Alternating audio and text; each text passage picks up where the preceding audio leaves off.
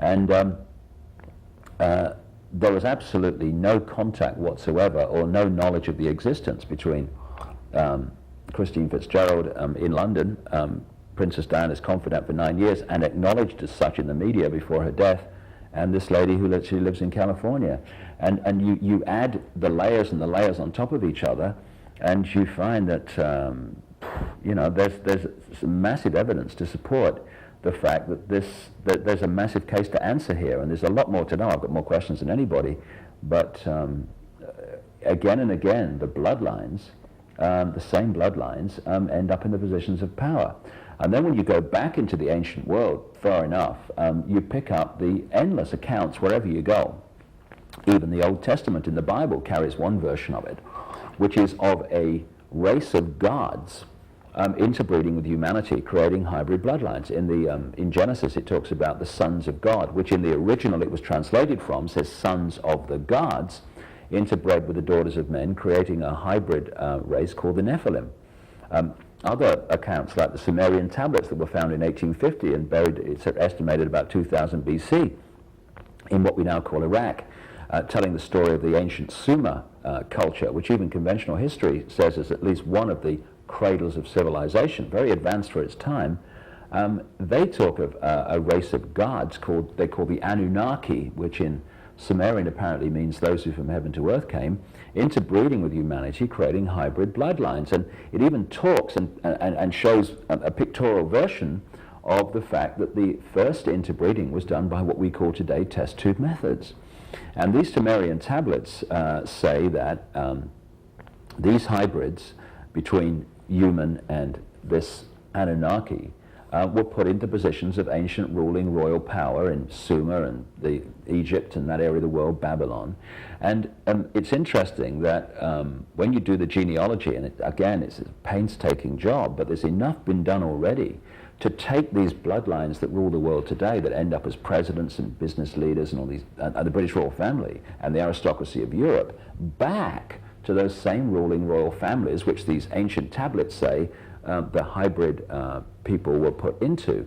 And it's interesting that, this strange thing, when you go back, two things. First of all, these bloodlines, right the way through the present day, these ruling families, they interbreed like crazy. And, you think on the face of it, as I did as a kid, they're just bloody snobs. But then you realize, as the research unfolds, that what they're actually doing is trying to hold a genetic structure, a DNA structure, that is different to most of the rest of us. And also you've got this thing about the divine right to rule. I mean, where the hell did that come from? Whereby certain bloodlines had the right to be kings and queens throughout history because the divine God, it was said,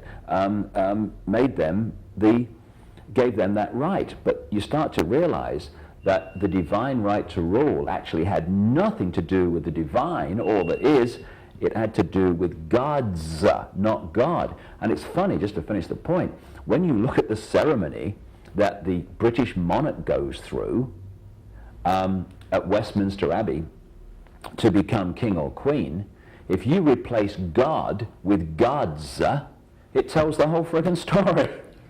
We've just got a couple minutes left. Yeah. We can rapidly see, if we look around, we're moving to a state in the world where there'll soon be a one world government, a single currency, right, a world police force, and you say a microchipped population. It's already starting.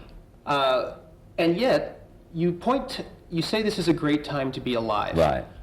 What is the significance of the year 2012, and why is it a good time to be alive?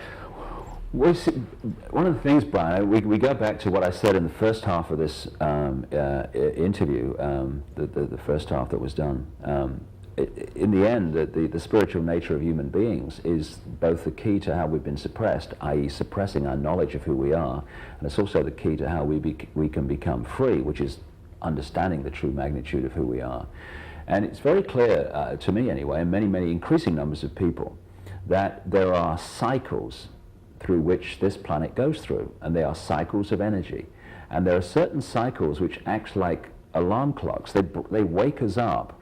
I mean, the Mayans talked about these cycles, and one of their great cycles, which I think it started in 3113, is due to end in 2012. And The idea is that this particular cycle, as it comes to an end, brings to the surface all that's remained hidden, so we can move into another level of understanding. And certainly the evidence is increasing that from about 1986, something called Schumann cavity resonance, which was discovered in 1899, the base resonant frequency, the heartbeat, if you like, of the planet has suddenly started increasing. It was pretty stable from when it was discovered in 1899 to 1986, and it's got faster and faster the longer the years have gone on. Now, what this has corresponded with, quite demonstrably, I've been in 25 countries in 3.5 years, and I've seen it everywhere, is that more and more people are suddenly waking up and they're seeing the world in a different way. They have a different understanding of themselves. They are perceiving the world in a different way. I mean, crikey, 1,200 people in the Vogue Theatre to hear about shape-shifting reptilians. My goodness me. I mean, are we moving on in terms of people's minds opening to all possibility or not? I know Vancouver's, in my opinion, the most open-minded city in the world, but even here, to get that number to look at this information as enthusiastically as they did, and the reaction I get from the website and the books, some things are changing. And I think over the next few years, the veil is going to lift not only on what's going on in the world, but one reflection of that, and one cause of that is the veil over our eyes is also lifting. And I think it's a wonderful time to be alive, and I think what's being exposed and the control is in its death throes, and it's going to happen quicker if we know it exists. Well, that's just about all the time we have left. Thank you. You've given us a lot of food for thought. David, Yeah. Thanks very much for being on Pleasure, the show. Brian. Thank you. David Icke, author of The Biggest Secret and several other books. Thanks very much for being here. Thanks, Good night. Brian.